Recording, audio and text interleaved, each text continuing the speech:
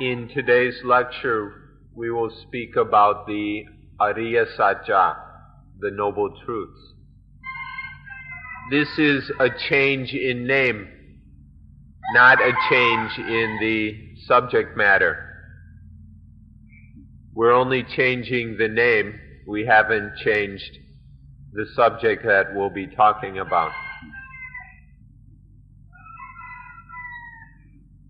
We're talking about Buddhism in all its aspects, in all its dimensions. We can talk about Buddhism as a religion, or as culture, or as civilization. We can talk about Buddhism. We can call it Paticca Samuppada. We can call it the Noble Truths. We can change the name with which we label what we're talking about, but we're always talking about just one thing, because there's only one subject, there's only one issue of relevance. So whether we call it Buddhism, culture, civilization, religion, Paticca Samuppada, Ariya Satya, or whatever, we're always talking about just the one thing, and that is the quenching of suffering. We can even talk about it as a theism in a theistic way, as a way of getting to God. We can talk about Buddhism as a way of reaching God. God in the sense of being the highest thing, the supreme thing. When we speak in terms of Paticca Samuppada, we're talking in a scientific way. We're discussing the law of nature. When we talk about the Ariya Satya, the Noble Truths, we're then talking about certain truths or facts which can extinguish suffering. Whether we call it the big Noble Truths or the little Noble Truths, it's the same subject matter, just a slightly different angle on this issue. It's somewhat amusing that people use this word Buddhism in a material way. If there are lots of temples and pagodas and stupas and a lot of men running around wearing yellow cloths, then they say that Buddhism is thriving. But if these things are in short supply, then they say that Buddhism is deteriorating. This is to use the word Buddhism in a merely material way, which is a bit ridiculous. So now we'll talk about the Ariya Satya, Four Noble Truths. These are truths which have supreme benefit, which have the most benefit for human beings. As we mentioned earlier, when we talk about Paticca Samuppada, it's quite long and detailed. So it has a tendency to be theoretical.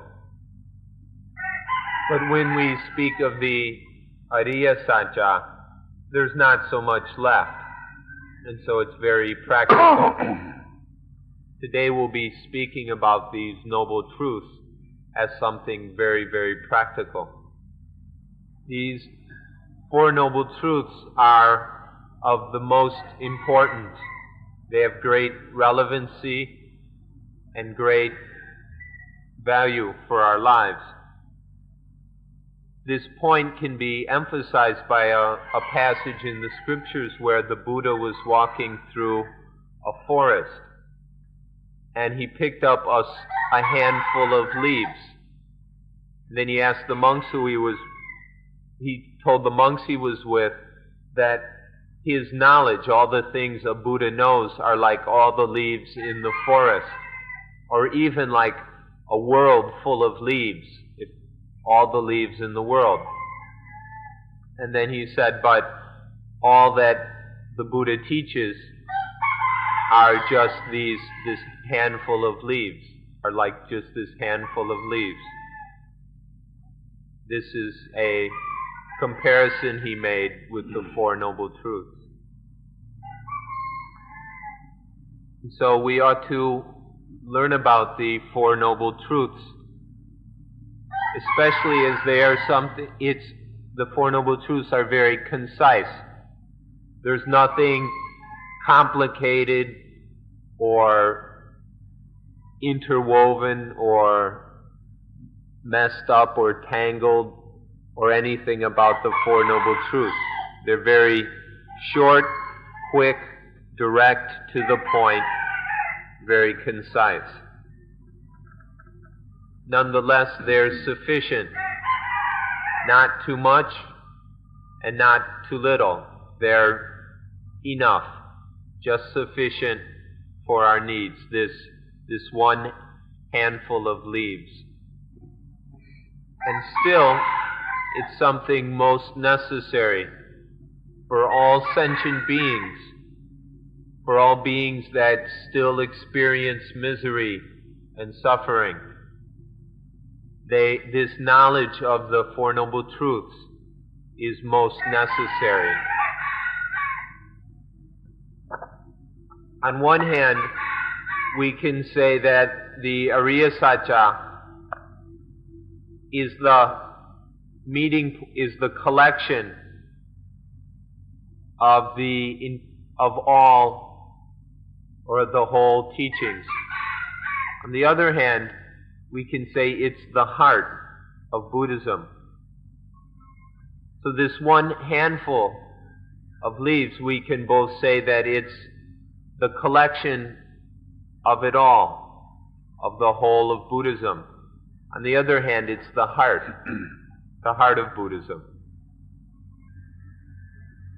Further, we can say that it is the essence of morality and also the essence of ultimate truth.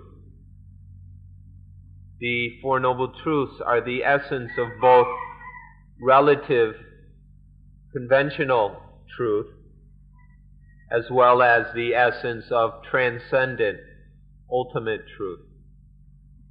The essence, or we could also say the nucleus, of both morality and ultimate truth. Now we'll talk about the words Ariya Satya. First, the word Satya. It means truth. If we're speaking of truth, there can only be one truth. For each thing or subject we might talk about, there can only be one truth. By truth we mean that which does not deceive, that which doesn't confuse. This one truth also is firmly established in, or it doesn't change. This one truth is firmly established and does not change. This is what we mean by the word Satya. An undeceiving, unchanging, certain, firmly established truth. There's a short verse in the scriptures that goes, Ekang hi satyang natuti yamati. Truth is one, there is no second. This is the definition of truth. And now the word Ariya, which we're talking about how it is understood in Buddhism, not the Aryans of Sanskrit and other places. But Arya in Buddhism comes from Ari, which means enemy, and Ya, which means to go. So Arya means to go away from one's enemies. This means to go out from all problems, to go away from all misery, all pain, all suffering. This is Arya as it is understood in Buddhism. If we look at things from the point of view of history, we can see it as a kind of spiritual civilization. In Thai, the word Arya, which is the Sanskrit version of Arya, is used in the word civilization. This is why it's often translated as noble. But in the Arya Satya, this can also be called a kind of civilization, but it's a spiritual civilization, not the ordinary kind. And so in Buddhism we use this word with this sense of excellence. There's nothing more excellent than this. There's no truth that has the excellence of the noble truths. There's nothing which has as value which is as excellent. This is the most excellent truth. This is why we call it the noble truth. One reason we say excellent is because it's universal, or even more than universal. These noble truths are applicable, are true in any time, in any place, in any age, in any location. Whether in the past or 1,000, 10,000, 100,000, million years into the future, wherever there are sentient beings, the noble truths are true. Wherever in all time and space, in the universe or beyond the universe, or in all the universes, however many they might be, the noble truths are true for all sentient beings, for all beings that experience. When we talk about the Arya Sat in short and concise form, we can talk about it in the following way. The Arya Satya are simply talking about dukkha, about suffering, and asking these 4 questions, or examining dukkha from these 4 aspects. What is it? What is it? Where does it come from? What is its purpose? And what is the method of achieving that purpose? These are the 4 aspects with which dukkha is illuminated. What is it? Where does it come from? What is its purpose? And what is the method of realizing that purpose? These 4 aspects or methods are not limited simply to the matter of dukkha.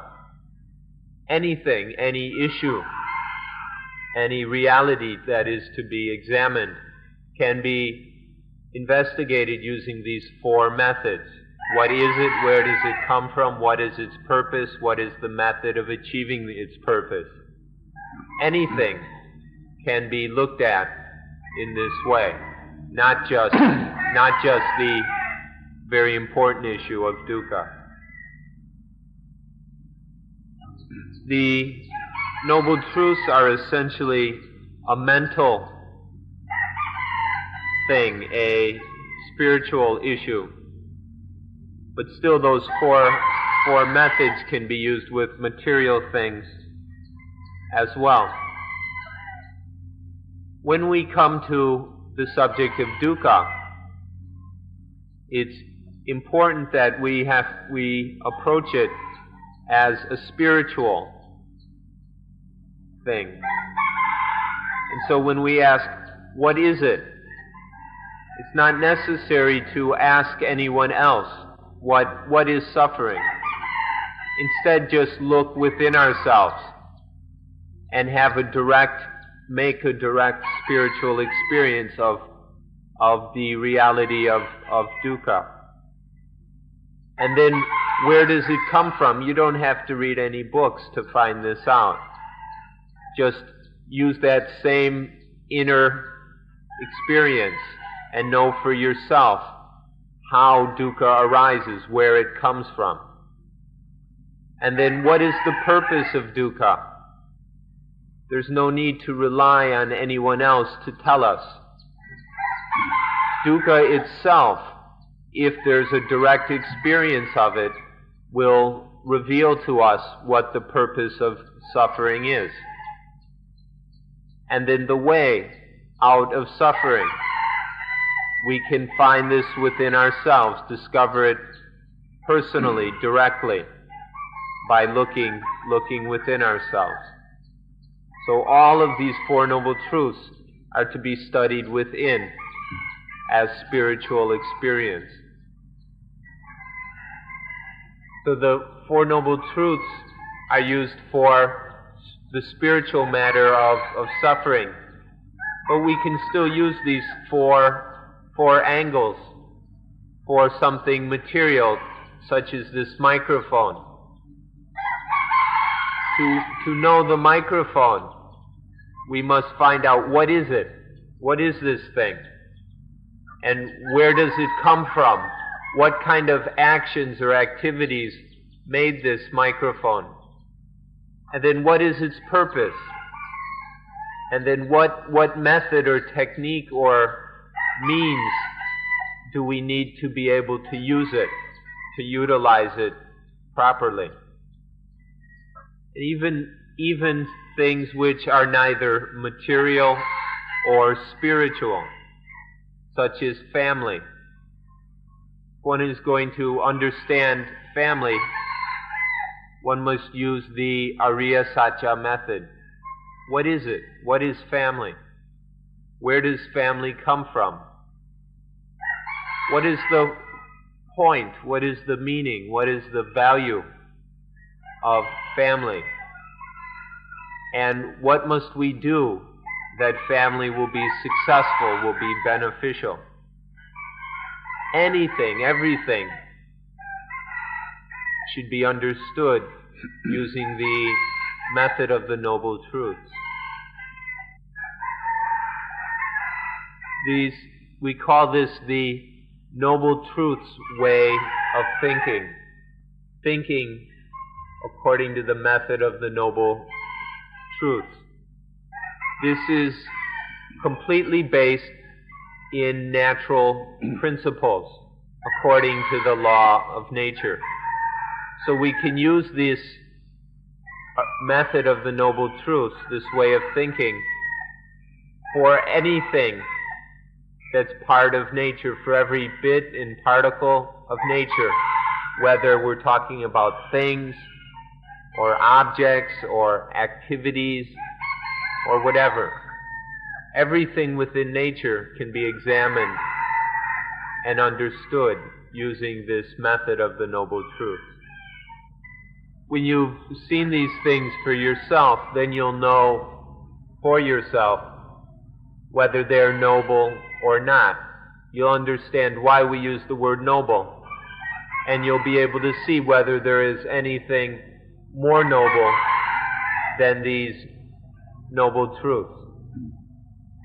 This is what we mean by the word noble.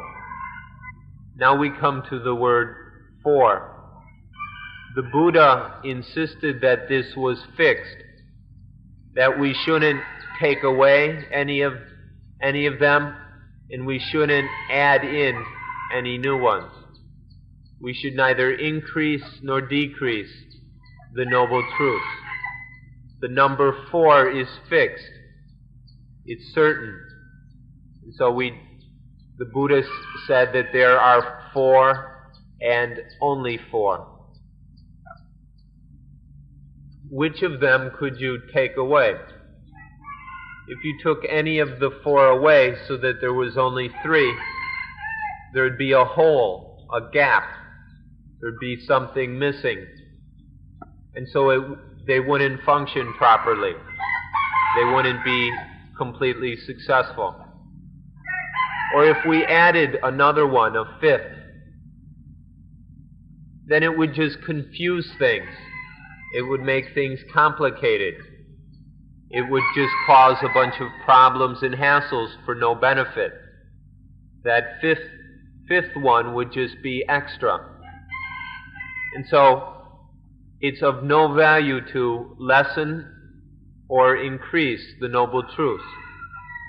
There are just these 4. What is it? Where does it come from? What is its purpose? And how do we go about realizing that purpose? There's just these 4 truths. We ought to apply these truths to the most important thing we've got. We ought to apply them to life. What is life? Where does life come from? What is the purpose, the meaning of life? How are we going to fulfill that purpose in our lives? If we can apply this method of the Noble Truth successfully to life, then we'll have a life that has no problems, no hassles. There are many who don't know the purpose for which they were born.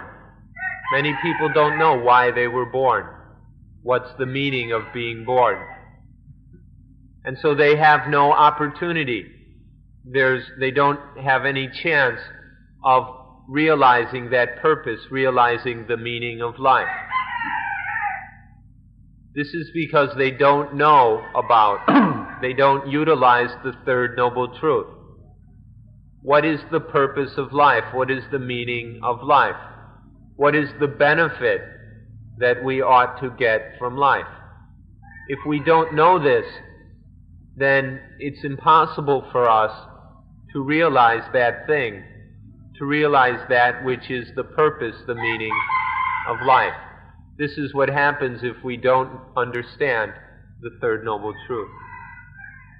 If you don't know these Noble Truths, then life and suffering will be the same thing. For those who don't understand these 4 truths, their lives are just a bunch of suffering. But if one knows these truths, understands them thoroughly, then one can separate life from suffering. Then life and suffering become completely different things.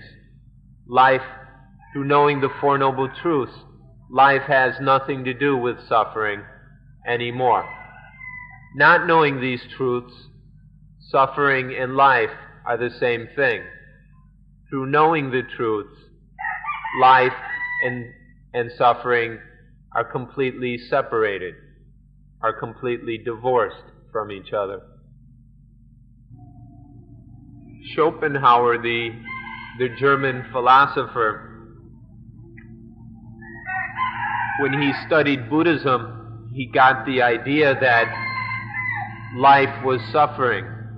He thought Buddhism was saying life is suffering. And so then he categorized Buddhism as pessimistic. And so Schopenhauer got Buddhism all wrong. He completely missed the boat. Because there's nothing pessimistic about Buddhism in the least. Just because Buddhism talks about suffering doesn't mean that's all it does. Buddhism not only talks about suffering, it talks about the way, or talks about the quenching of suffering and the way to quench all suffering.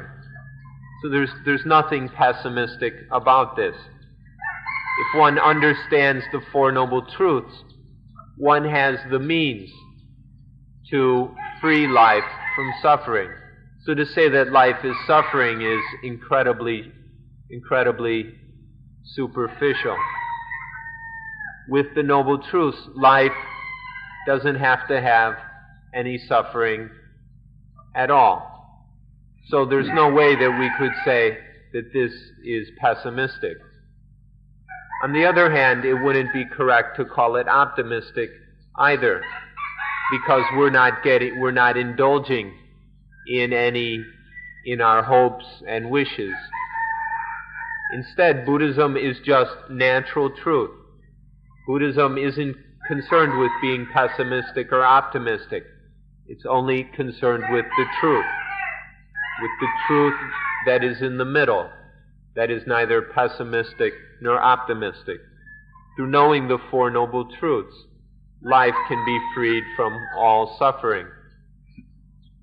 So, don't go thinking this system of the Noble Truths is pessimistic. If you view it in that way, you won't be able to use them for your own benefit. The Four Noble Truths are the way of freeing life from suffering, so there's nothing pessimistic there. Instead, they're in the middle. Because the Four Noble Truths are in the middle, they can solve the pessimistic part, or the part that is taken to be pessimistic. And then the aspect that is considered to be optimistic, this can be realized only because the Four Noble Truths are right there in the middle, in truth. If these were actually pessimistic, they could have no realization of what is they could not lead to realization of the optimistic part. Or if they were optimistic, they couldn't deal with the so-called pessimistic part. But because the Noble Truths are in the middle, they can completely liberate life from all misery and dukkha. And so when you're studying and practicing the Noble Truths, you must have a life which is in the middle. When we're living in the middle, it's not so difficult to understand and utilize the Four Noble Truths. By living in the middle, we mean a life that avoids two extremes. The extreme of, there are these rather large Pali words used to explain these extremes. The first one is Kama Sukhalika Nuyo, which means to be caught up in sensual pleasures, to be indulging in pain. This means the life of luxury, the life of chasing after fun, games, and pleasure. The other extreme is Atakila Matanuyoka, which means to get caught up in inflicting pain on oneself. This is the life of austerities, the life of indulging in pain, in making needless hassles and problems for oneself. So one is the life of luxury, and one is the life of austerity. These are two extremes which will prevent us from finding the Noble Truths. So we ought to live in the middle. Through living in the middle, things go much more easily, and we are able to realize truths that are very profound and deep, such as the fact of anatta, not self, of which people tend to get a little bit frightened. There's two other words that are much shorter and easier to understand. The one way of life is the way of life that is dry, parched, burning. The dry way of life. And the other way of life is wet. It's soggy, mildewed. So almost fermenting, it's so wet. So there are these two extremes, the one that is dry, hot, and burning, and the other one that is wet and fermenting. These are the two extremes to be avoided, and to have a life that is instead in the middle. Can we use the words the burning life and the soaking life? If these help you to understand this, then remember them. The burning life and the soaking life. Life that is burnt by austerities, and the life that is soaking in luxuries and pleasures. And so please forgive us that we ask you while staying here to live in the middle. In order to understand the Noble Truths, we ask that you live in a middle way. Not to go off indulging in things like cigarettes or sneaking sweets and eating delicious food all the time. We ask that you neither live in a way that is too comfortable or too uncomfortable, too easy or too difficult. And so we set up a structure, and there's a discipline or an order that we ask everyone to follow, in order that we're living in the middle, which makes it easy to understand the Four Noble Truths. Please don't think that the lifestyle here is one of austerities, that sleeping on a hard floor and eating only 2 meals a day and the kind of food we have here. We hope that you don't understand these to be ascetic practices or anything like that. There's nothing austere about this kind of lifestyle. It's sufficient. It's enough to maintain good health. It's not inflicting any needless pains or difficulties, and it's not indulging in pleasures as well. It's sufficient. It's good enough. In fact, in the Buddha's time, the monks lived under much more difficult conditions. They didn't have dormitories or houses or anything. They spent a lot of time sleeping in the open at the bases of trees, eating only 1 meal a day, often very poor quality food. That was good enough for them to live in the middle and realize the Four Noble Truths. And so the lifestyle here and the discipline here, the structure here, it's sufficient. It's good enough. There's nothing austere or ascetic about it. Or in one short sentence, live intimately with nature. This is living intimately with nature. When we're close to nature, it's an easy matter to understand the Four Noble Truths. These truths are all about nature. If we live in a way that separates us from nature, it's very difficult to understand these truths. These truths about nature, the law of nature, the duty to be lived according to that law of nature. This is why we live in this way. We hope you can understand this point, and then you'll accept this lifestyle quite willingly.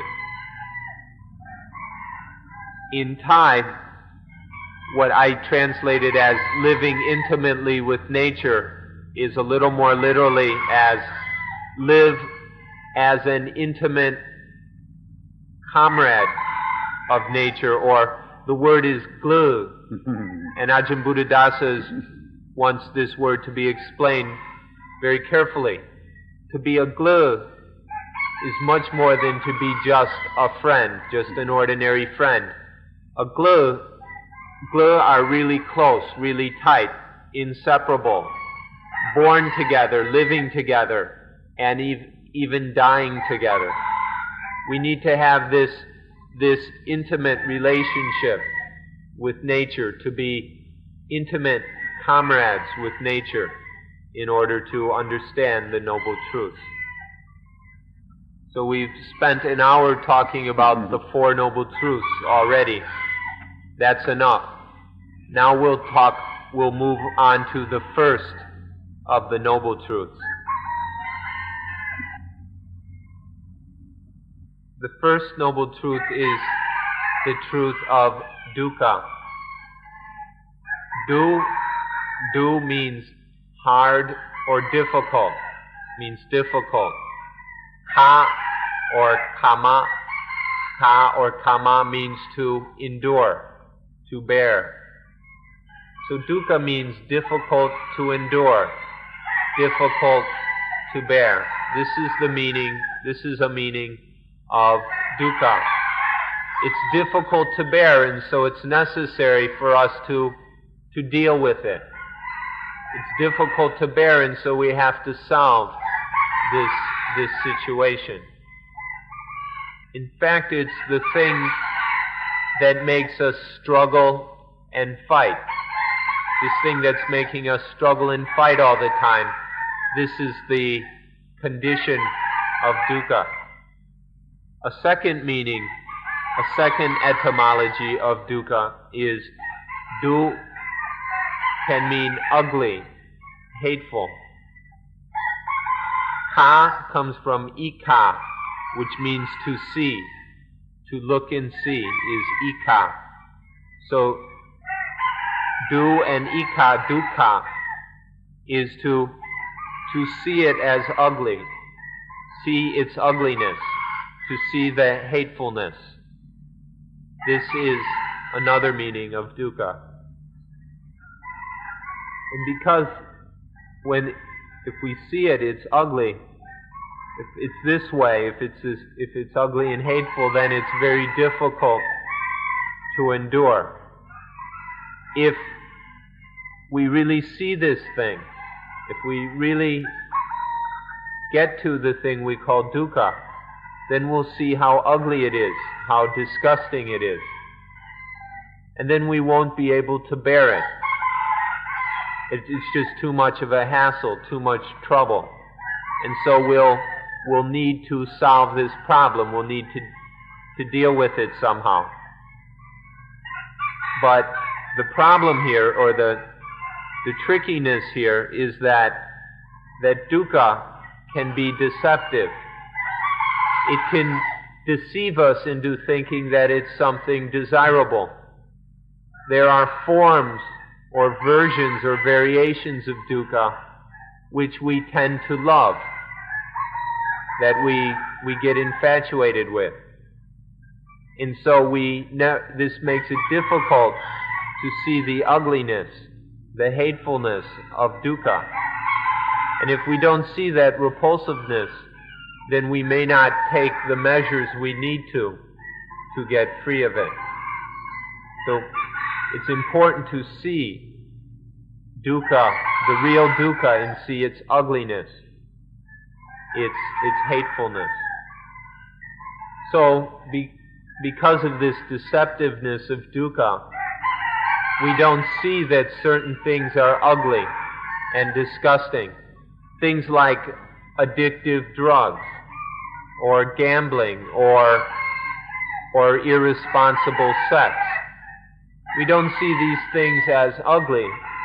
Instead, we see them as desirable, and we fall in love with these things. And by falling in love with them, the dukkha keeps tormenting us. But we can't get free because we're in love with these things. We don't know what the problem is, and we don't even know that we ought to solve the problem.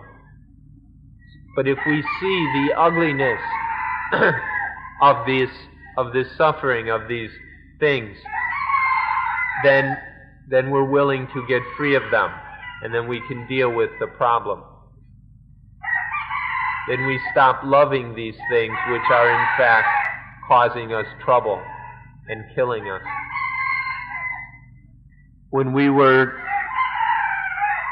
a child and we heard something, and we still hear it these days even, that if one is a Farang, that means a white European, or a white person of European descent, one must drink whiskey or brandy, whichever one prefers. One has to be drinking whiskey or brandy and living in a luxurious way. And so we wonder if what is happening for the Farangs, if they're able to see the ugliness of these things, or if they're just thoroughly deceived by things like whiskey and luxurious lifestyles. If they're still deceived by these things, then they've got no chance of getting free, of escaping from the suffering that these things bring. If they're still in love with all this luxury, then their situation doesn't have much hope. But if, on the other hand, they can see the ugliness and the hatefulness of such things, then they have the possibility of getting free, of solving the problem and being liberated from dukkha. So this is very important to see this second meaning of dukkha, that if you see it, it's ugly, it's hateful. We need to see that a luxurious life is really disgusting. It has absolutely no value, and it's a waste of so many things. It's really disgusting.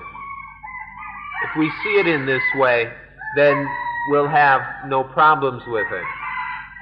But if we see it instead as lovely, as attractive, as desirable, then it's just going to make a mess for us. If we love a life of luxury, then we're in a very sad position. So it's very important to see the disgusting, repulsive aspect of the repulsiveness of and the horribleness of a luxurious life. Then there's a third meaning. Du still means ugly, hateful.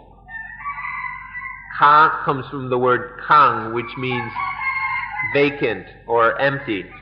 Like this empty space here in Pali can be called kang. This kang is to be empty of any essence, completely vacant. There's no value, no benefit, nothing desirable there at all. No essence, no meaning, no anything. This is the meaning of kang. And so dukkha means vacant in this disgusting way, disgustingly vacant, hatefully empty, meaning absolutely no value, no meaning, no purpose, no benefit, no essence, nothing worthwhile in the least. This is the third meaning of dukkha. These are the three meanings of dukkha.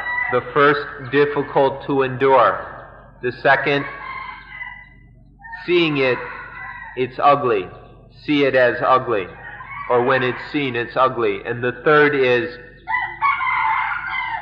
hatefully vacant, disgustingly vacant. These three meanings explain the word dukkha quite thoroughly. The first were in the words of the Buddha. The Buddha explained dukkha in this way himself. The second and third meanings are found in the commentaries written after the Buddha's time. But even though they aren't the direct words of the Buddha, they're valuable and they have very important meaning. So we can use them. They're of practical benefit. So then altogether we can use these three meanings of the word dukkha. In summary, dukkha is the thing that disturbs and destroys our peacefulness.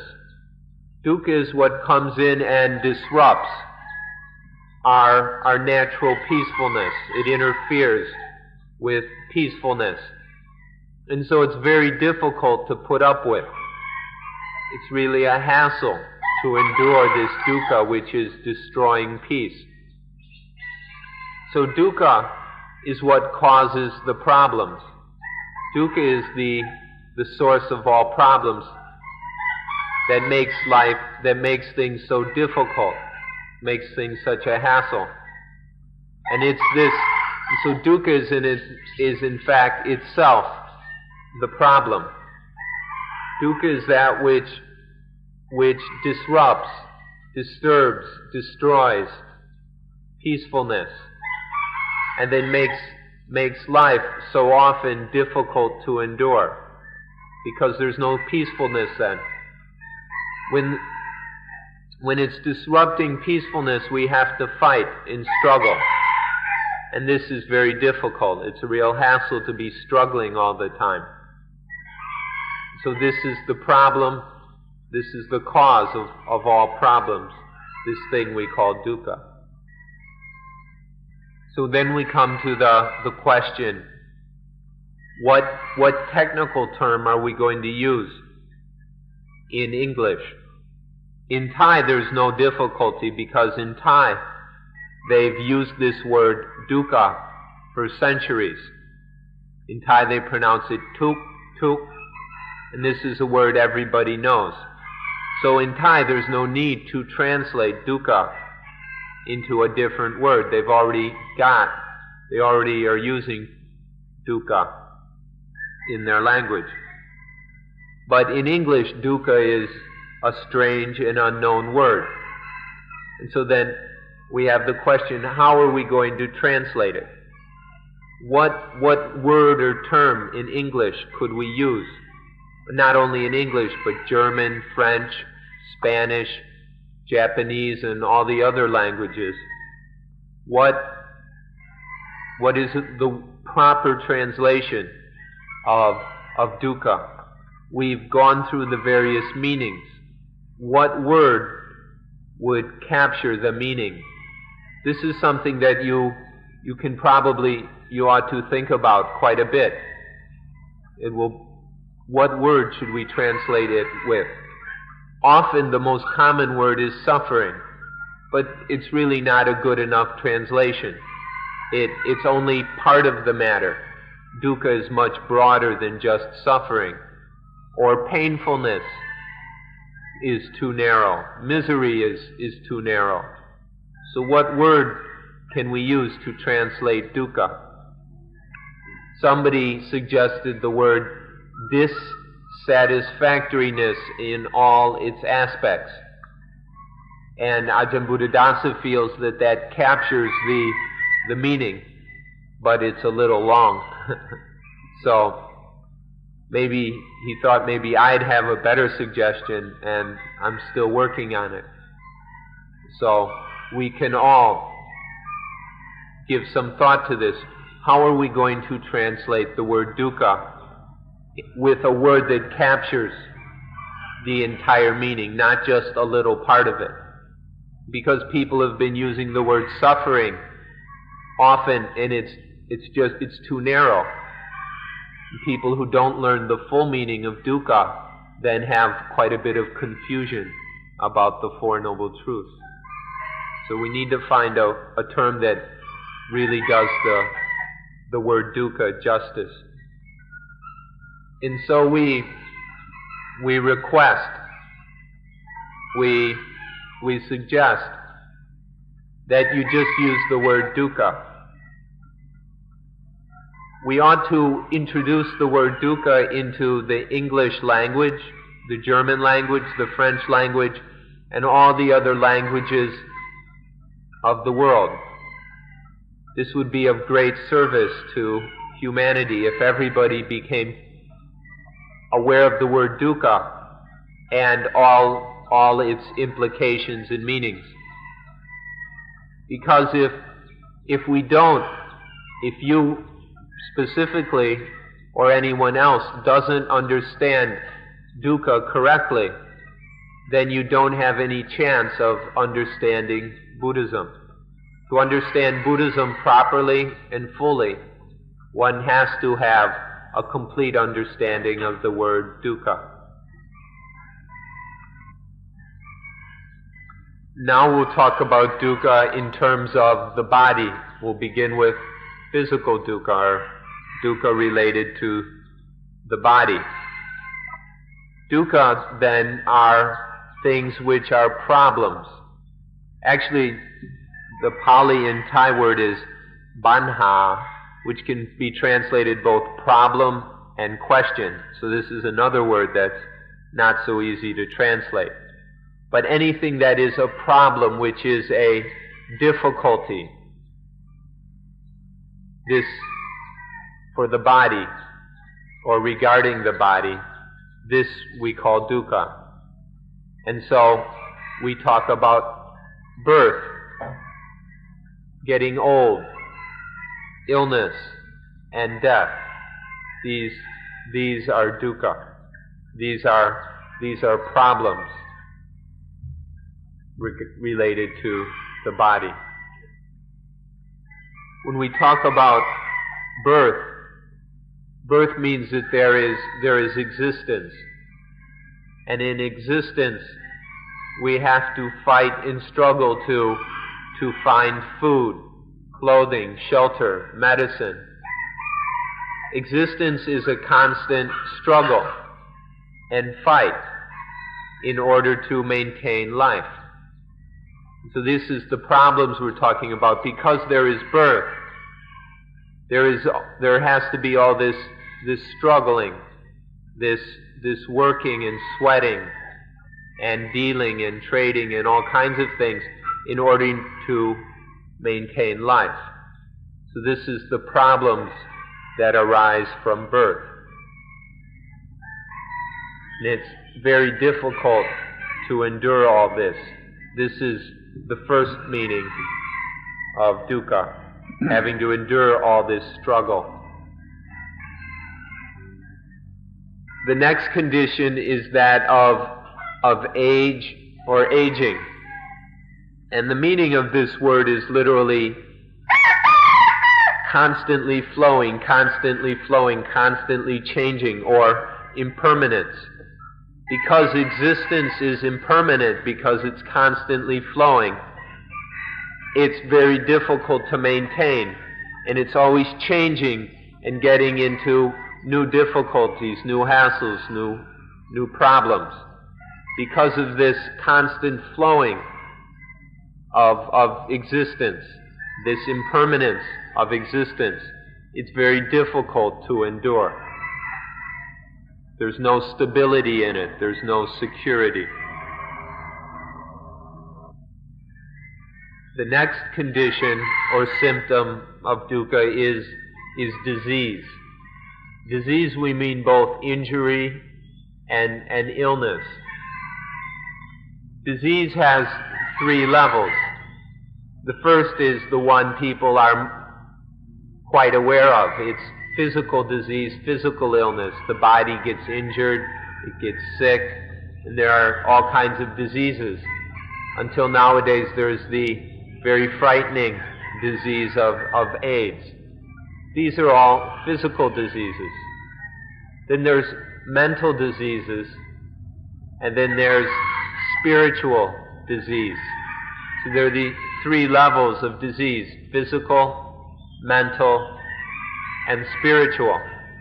Now, although most people are more concerned with physical disease, this shouldn't be really such a big issue, because it's only occasionally that we're physically sick. But spiritual disease is happening every minute. Every hour of our life there is spiritual disease arising. This is the real problem, this spiritual disease, because it's with us most of the time. Physical disease just comes and goes. It's not such a big problem. And modern science is fairly able to deal with it. So this is a third symptom of dukkha, the illnesses, injuries, and disease of the body, mind, and spirit. The mind, when we talk about spiritual disease, what we mean is that the mind isn't at peace. The mind can't be at peace. It's vibrating, it's bouncing back and forth from positive to negative to positive to negative, negative to positive. It can never be at peace. It's just bouncing back and forth like a ping pong ball or something between positive and negative. This is spiritual disease. Most of us have good physical health, but when it comes to mental and spiritual health, we're in pretty bad shape. This is the third symptom of dukkha, the disease. If one has a physical disease, one should go to an ordinary hospital that deals with such things. If someone has mental disease, then they should go to a psychiatric hospital that deals with neuroses and all those kind of things. But if one has spiritual disease, then one must go to the hospital of the Buddha. The only place that can cure spiritual disease is the Buddha's hospital. Do you know where this hospital is? Have you ever heard of it before, and are you able to find it?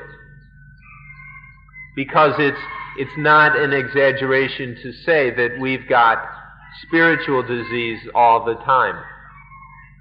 We've got this disease. Do we know where the hospital is that can cure it? So there are these three kinds of disease, and there are the three hospitals which can cure it.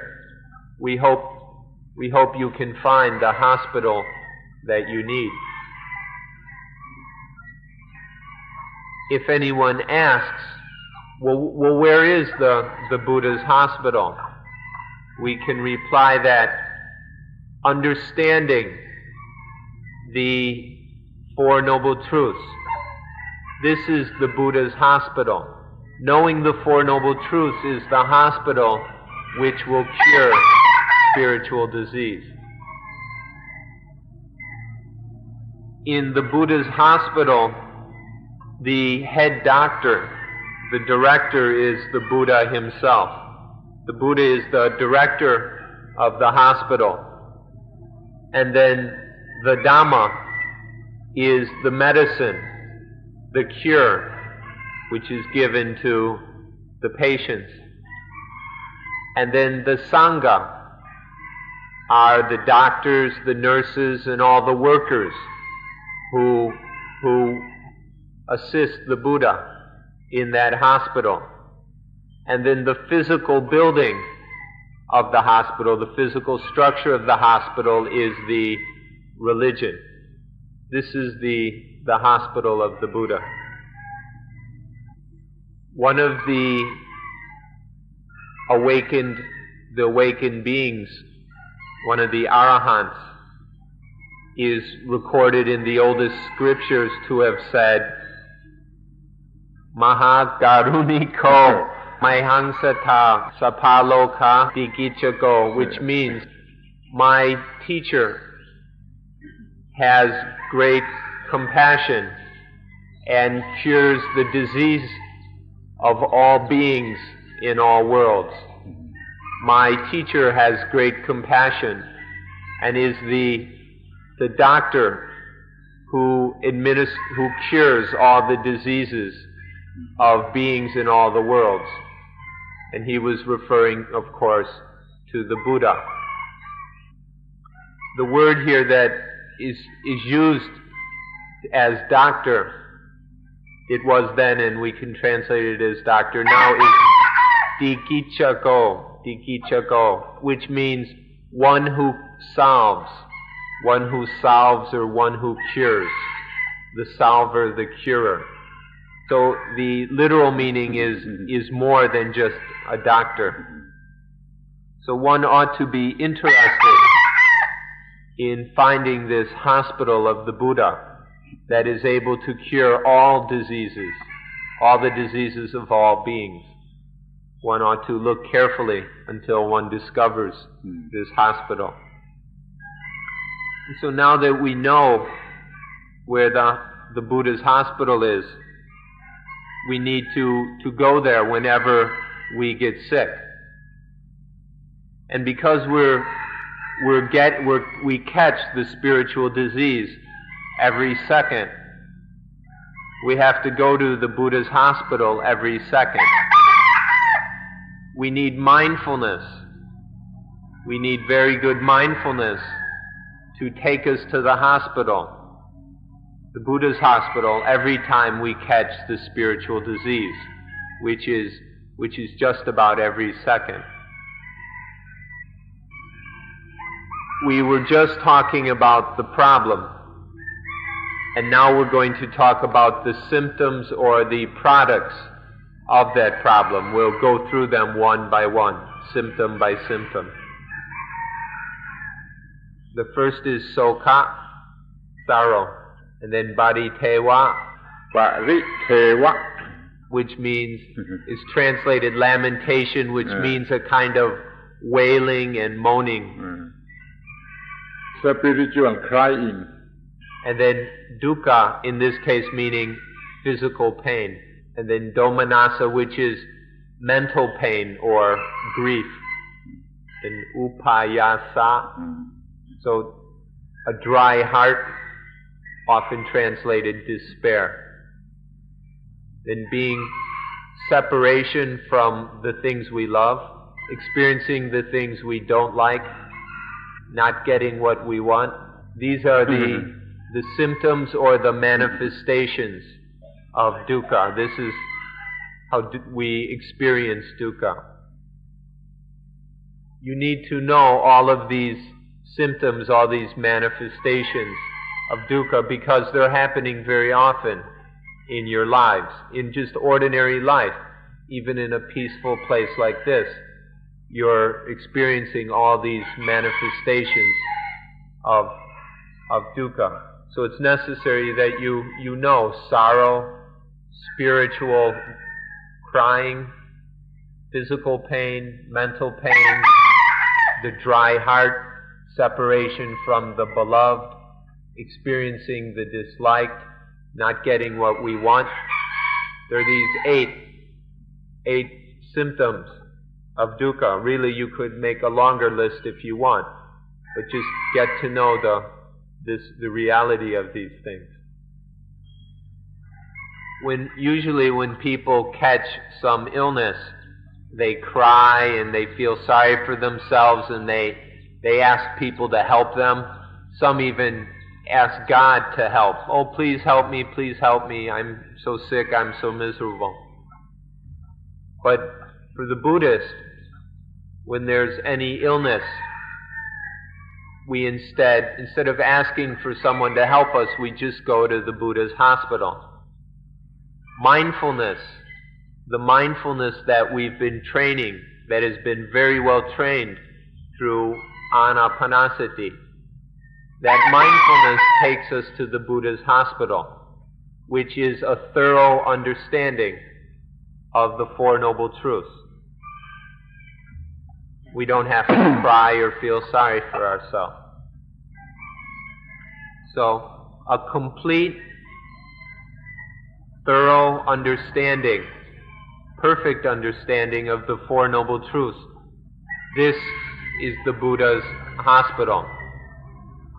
Now, in In brief, all dukkha comes down to what the Buddha called Sankitena Pachupadanakanda Dukkha, which means all dukkha comes down to attachment in the 5 khandhas. The 5 khandhas are the 5 primary basic functions of life: body, feeling, perception, thought, and consciousness. Body is easy to understand. Vedana, feeling, we've talked about already. Perceptions, thought, and vijnana, sense consciousness. Attaching to any of these is dukkha. This is the essence of dukkha, the heart of dukkha. The panchupadana khanda dukkha. Dukkha is the 5 khandhas which are attached to. Excuse us for saying so, and we're not trying to be insulting or demeaning or anything, but we feel it's necessary to tell you, and not meaning any insult or anything, that none of you know the 5 khandhas. Nobody knows the 5 khandhas. And nobody knows, that means that nobody knows themselves. The 5 khandhas are just our own lives. We are the 5 khandhas. Nobody knows what the 5 khandhas are. That means nobody even knows themselves. And if we don't know the 5 khandhas, then we don't know, we don't understand, we don't see how we are attaching to them. Sometimes we're attaching to rupa khandha, the body function. And sometimes we're attaching to vedana khandha, the feeling function. And sometimes we're grabbing onto, identifying with the sanya khandha, the perceptions, perceiving things as this, as that, or whatever. Sometimes we're attaching to sankhara khandha, the thoughts, the thought processes. And at other times we're attaching to vijnana khandha, the sense consciousness function. We're attaching to these different things almost all the time. But because we don't even know ourselves, we don't even realize this.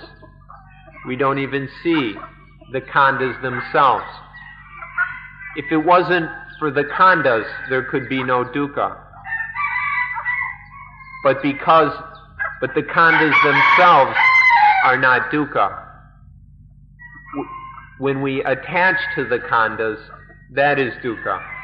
If we don't find out who and what we are, and get to know what these khandhas are, then we have very little, then we'll never know what dukkha is, and we'll be unable to solve this problem.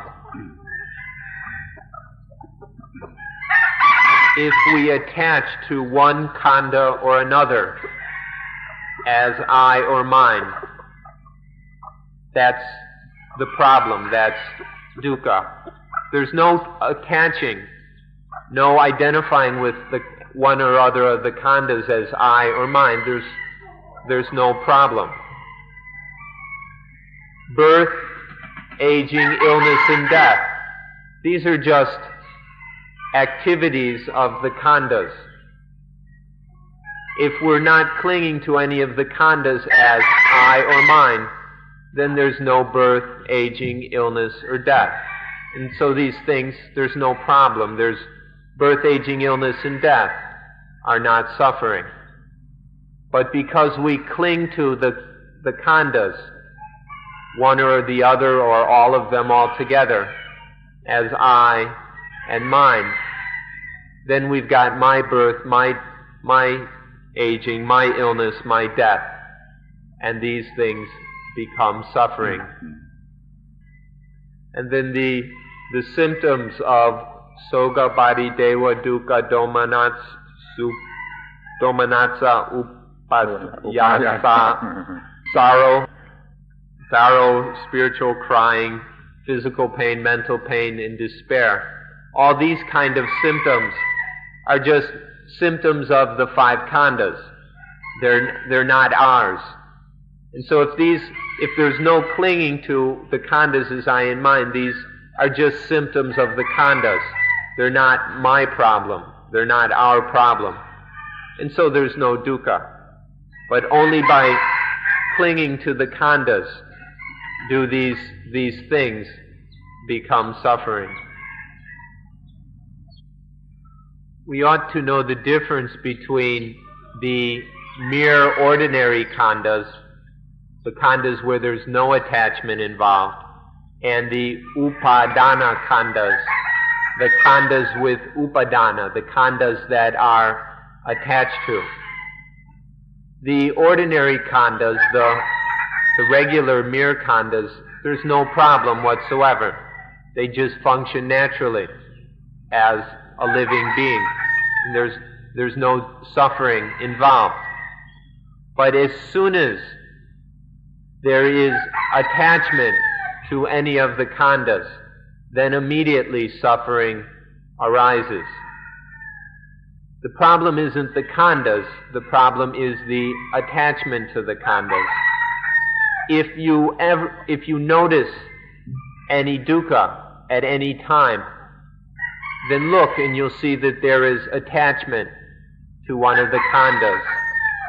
Without exception, all suffering, all misery, all pain, all grief, and all these things happen because of attachment to one or the other of the khandas. And so this is why the Buddha said that all forms of dukkha, every possible form without any exception, is basically attaching to the khandas.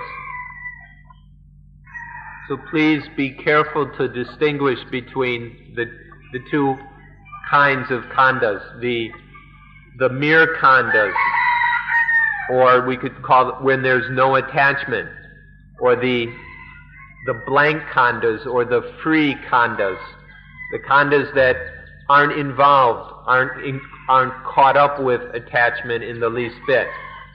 And then the khandas which are engaged, the khandas which are attached, the khandas then that are busy because of attachment.